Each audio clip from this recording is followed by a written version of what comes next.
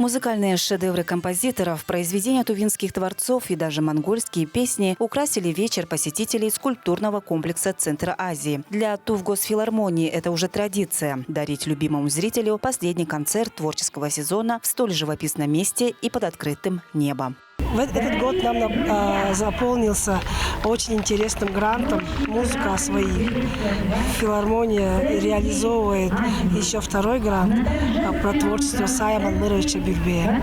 И следующий год, то есть творческий сезон, мы показываем 2 концерта из произведений Саима Мыровича Бюльбея, симфонические произведения и вокальные произведения. За свои 55 лет филармонии был дан не один десяток концертов. Гастролировали артисты по всему миру. За это время творческая труппа стала настоящей визитной карточкой Тувы. Этот год был очень насыщенный. Мы недавно тоже ездили в Монголию, в Саймак.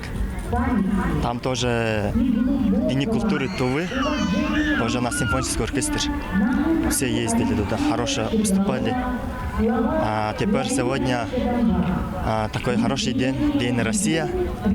И всем зрителям, конечно, с праздником, с Днем России. Громкими аплодисментами и бурными овациями сопровождались все номера. Десятки людей просто не смогли пройти мимо таланта тувинских артистов. Я вообще чисто случайно сегодня здесь очутилась, узнала, что концерт, и да, первый раз с этим творчеством. Очень сожалею, что раньше не познакомилась. Сегодняшний вечер, наверное, сподвигнет меня на посещение подобных концертов. Потому что тувинское искусство очень, на самом деле, красивое. И на самом деле, если честно, я даже не предполагала. Я слышала, конечно, о развитии культуры, но чтоб настолько на таком уровне, очень поражена.